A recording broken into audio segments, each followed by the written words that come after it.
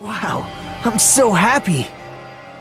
As you can see, I can't exactly greet you with my full hospitality, but feel free to relax. Okay, so this will be as controversial as it sounds. Major spoilers since this is a character analysis video, but Nagito Komaeda and Kokichi Ouma are two notoriously popular characters in the Danganronpa franchise, especially popular amongst those who are in its fandom. To give a very, very quick rundown for the uninitiated, Danganronpa is a series of games that feature 16-ish students with individual talents like the ultimate chef or the ultimate swimmer. They are trapped in a school by a bloodthirsty robot bear, and the only way to leave is to murder one of your classmates. Except not just that, you also go to high school anime court and do some high school anime word shooting to find out who the killer is. If the killer gets away with it, then they leave and the remainder of the students are all executed. But if they are found out, then only the murderer is executed. Okay, basic plot done, let's get on to the characters at hand. Komaeda and Kokichi both serve somewhat similar purposes in regards to the story, in that they are both positioned as the initial villain of the group of survivors, the rival of the protagonist, and also have some interesting ways to socialize with the rest of the group. It's a lie! They also both happen to be the victims of the fifth trial, where both cases are really confusing because they also happen to be the most intelligent members of the cast. There are a fair enough amount of parallels to warrant the two to be vaguely comparable to some degree, though I know what the fandom is like when it comes to comparisons like these, so please don't hurt me just yet. I won't be going too much into the detailed parts of their backstory, as this video is more for those who have completed the series and know it fairly well. Otherwise, if you're just sitting here for the ride, go ahead and enjoy it, because you're about to see a ridiculously convoluted story unfold with not a lot of context.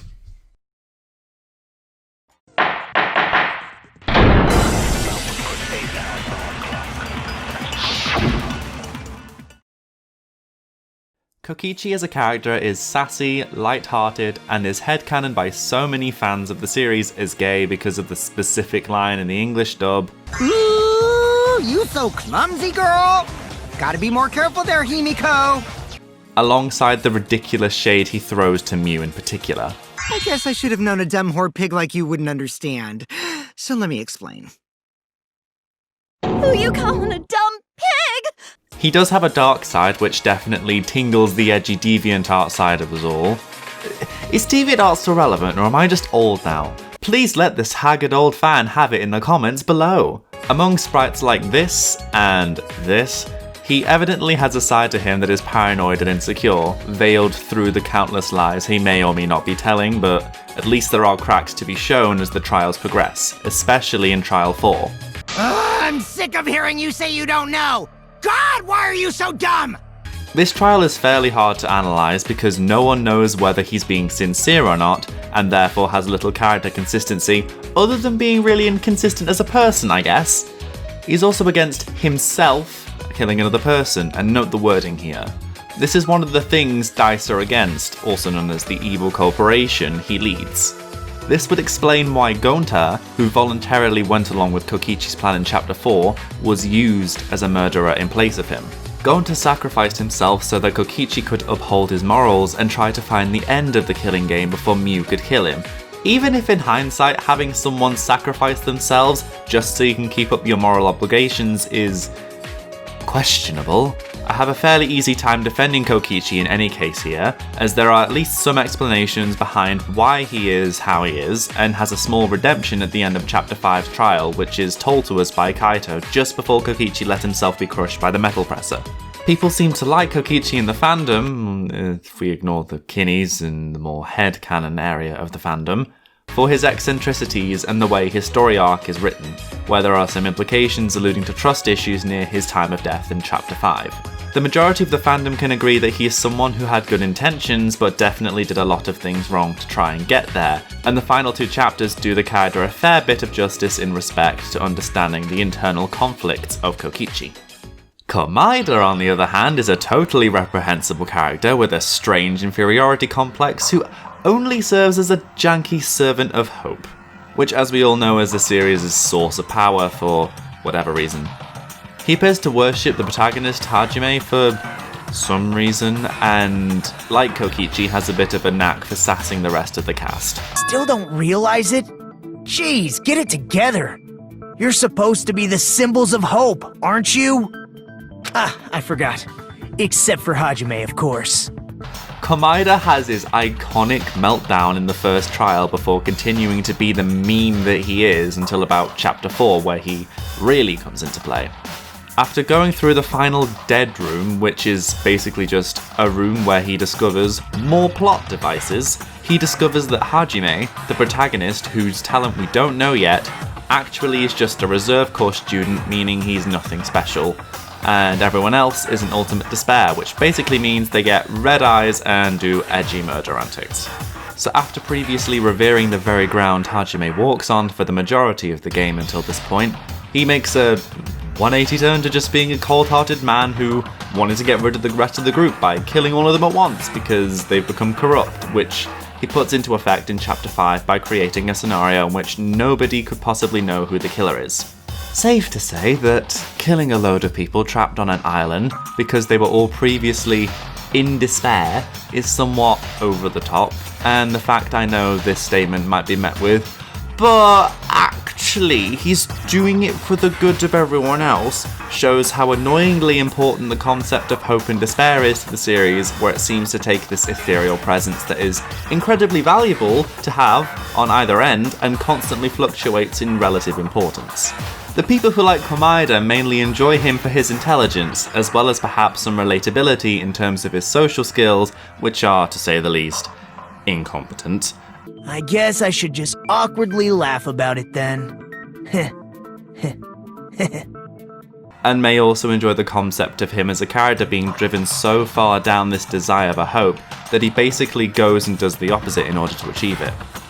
I suppose with these two characters, one thing I can get behind is the way in which their internal conflicts were written. Danganronpa loves to fit itself into a lot of binaries, and we all definitely love those. Hope and despair, truth and lies, brains and brawn, idealism and nihilism, and so on. It also loves to bonk the player non-stop with the metaphor bat the entire game, just in case the player has forgotten the core themes of the game. Hope, hope, hope, hope, hope, hope, hope, hope, hope, hope. These two characters are, in their base form, here to exercise one of these binaries to pad out the player ready for the impact of the big baddie at the end, who is shown to be the ultimate form of this theme, the player being something of the opposite in that respect. Komaeda is finding hope through despair, and Junko in the next chapter is the maximum form of that. Kokichi is aiming to find the truth through telling lies, and Tsumugi appears in the next chapter to be the fully fledged concept, even if in both climaxes they, lean on the fourth wall, just a tad. To be that sub-villain role, they become the final test of sorts before the boss is revealed, their death trials being the last remnant of the conventional Danganronpa trial, and also being the most difficult as a mystery, which is a clever tool to have if your game needs the audience to later believe this is either entirely a simulation, or that the entire game has evolved beyond fiction. Danganronpa is not the easiest game to wrap your head around. So these two characters, like anyone who is written into a piece of media, whether it be a film, play, book, or video game, needs to have a distinct thematic purpose. Else you just get a cast full of Yasuhiro Hagakure. Danganronpa does well in establishing these two as the polar opposites compared to the protagonist's methods of countering evil set before them. Saihara is a detective who, finds out the truth, and Hajime is just some guy in a world where Komaeda only likes you if you have some extraordinary talent. Even if all of this is a diluted form of the true villain that shows up in the next chapter, because these two vibrant characters are of central importance to the overall narrative, it only becomes inevitable that these two became popular. But how are they as, actual people? Well, the game wastes no time agreeing with the majority of the cast in that they generally dislike these two. The remainder of the two casts generally ignore, insult, or are infuriated by these two individuals, thus causing them to be the outcast as lone wolves for the most part anyways. Komaeda's talent is the ultimate lucky student, which in layman's terms means the ultimate bullshit, which feels fairly lampshaded when Komaeda asks to instead play Russian roulette with 5 chambers loaded in a gun rather than 1. I guess this manipulation of the world around him using his look eventually led to his disposition that we all know and tolerate today. In concept, this is a really fun character because you have the most ridiculous things happen to them and they will almost always turn out fine in the end, but then it becomes a double-edged sword when it comes to how one sees his look run out, or when it has to run out for the plot to move forward. Put it like this: does hope die when Naegi dies? Did despair die with Junko's death? The game seems to want to think so when Komaeda dies, his look should run out, right? Or whatever the fuck essence that Komaeda has that powers his look should be gone with him, you know. That essence isn't immortal, is it? It sort of does run out, but it doesn't work out in his favour as only Chiaki is executed instead of the remainder of the cast.